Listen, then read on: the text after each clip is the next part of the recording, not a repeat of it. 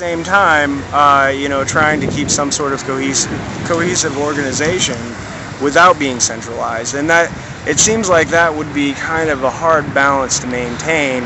And I don't know how Occupy Fort Wayne or any of the other movements across the country are planning on dealing with this. But do you think that it's possible to maintain strong organization and possibly even have correspondence and networks between different movements without having some sort of centralized, I guess, command post or whatever, like some sort of central voice that is bringing the movement along?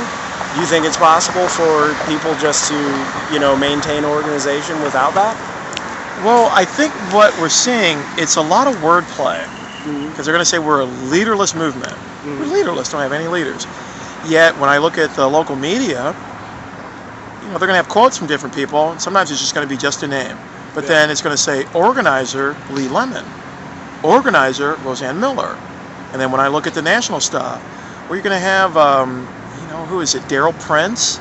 He's the accountant in New York. He's the one that's helping facilitate all this cash flow. And then, I think Chuck, I can't remember his name, with the Alliance for Global Justice. Yeah. Well, he's sitting there collecting money. Yeah. And also in Fort Wayne, where they don't want to call themselves leaders. They can't, because in Occupy Charlotte, the organizer there, who had the Occupy Charlotte domain and a Twitter feed, well, apparently somewhere along the line, he called himself a leader. Yeah. So the rest of the Occupy Charlotte movement voted him out. He had to go. Just for calling himself a leader. But if you call yourself an organizer or a group action facilitator, all this facilitation, well, you're not a leader. But it's just wordplay. So they do have leaders. And so what you're going to find is if you're playing that kind of wordplay, calling yourself a leaderless movement, yet you have organizers and you have group action facilitators, well, those are leaders. But you're saying they're not. You're saying, well, that's white, but it's not. Yeah. You're saying that's black, but it's not. Well, it's word games. It's playing with semantics. And when you have that, then again, the symbolism that I talk about of we're a political economic movement, but we're apolitical. We're not getting involved in this election. Not even going to mention it. Nope. And then we're an economic movement, but the model that we're actually showing is please give us money, food, and tampons. And when you have that combined with all this leaderless rhetoric, but you have organizers and facilitators, well, you do have leadership. So why are you lying to yourself? And if you lie to yourself, well, how do you know where you are? And if you don't know where you are, you can't go anywhere. So would you say that there shouldn't be as much denial about some sort of organized structure or hierarchy within the group, or do you think that there should just not be any hierarchy at all, and we shouldn't have these facilitators and organizers, and that everyone should play equal roles in the entire process, or how should it be facilitated? Well, I don't think a hierarchy is necessarily a bad thing. A hierarchy is just going to be an organizational structure, and you're going to have various point people in that. You can call them managers, supervisors, but don't call them leaders. Don't dare call them leaders. Now, for me, I'm just going to say, well, nothing wrong with a hierarchy, because that's going to help organize what you want to do. Even Occupy Fort Wayne, they're going to have an organizational structure. Direct action. They're going to have communication, comfort, food. They're going to have that, and different people heading that up. But just don't call us leaders. I think that's silly. So again, for me, I'm going to say there's not a problem with a hierarchy.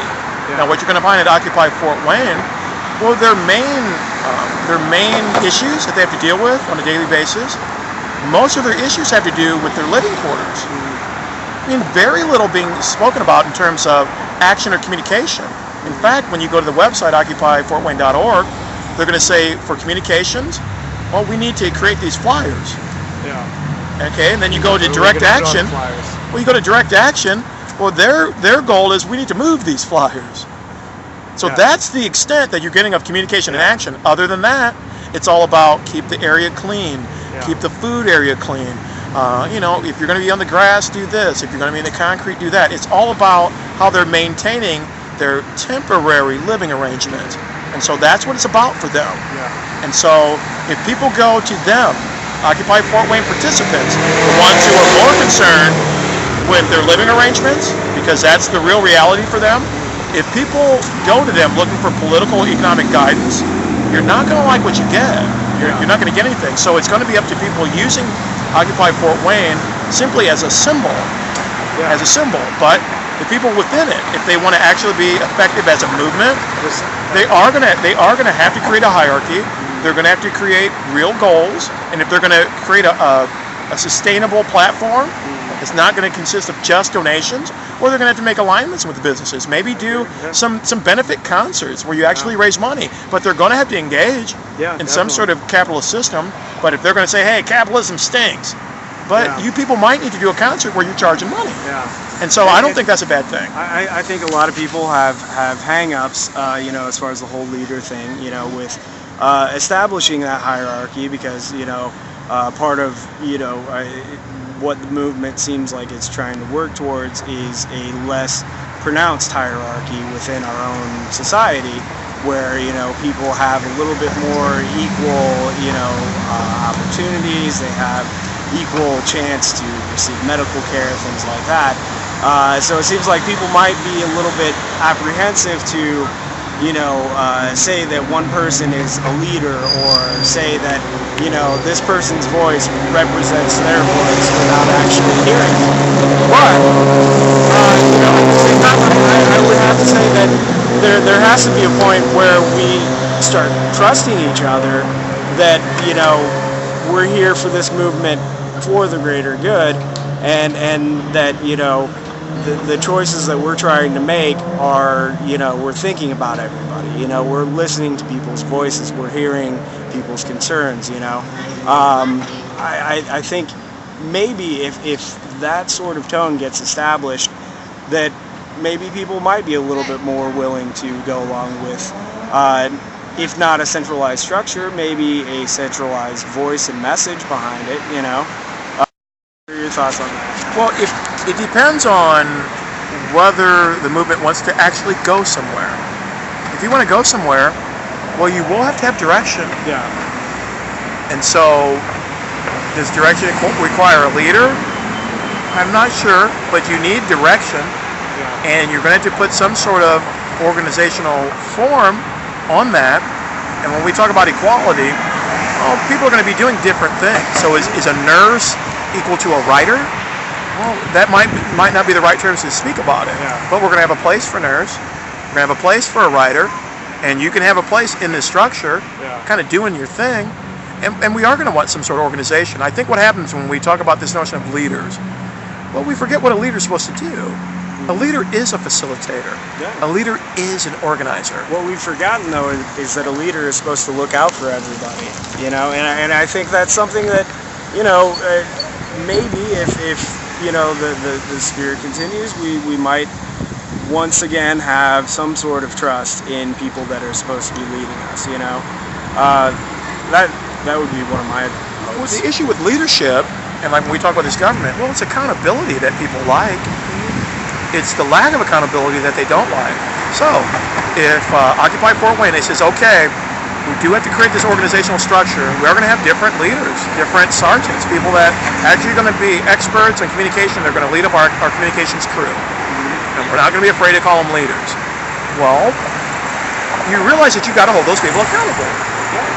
And so, along with that, since you're creating this from the ground up, create a ground up structure for accountability. Now, we have a tendency to look to the United States president as our leader, but that's not his job. Your president is merely the top cop. He runs the executive branch of your three branches of government. The executive branch, your legislative branch, your judicial branch. Supposed to be equal. We've got people looking to the president, who's merely the top cop. He's like the police chief. He's supposed to be busting people. He should be busting these Wall Street firms for all their fraud, but instead he's taking money from them.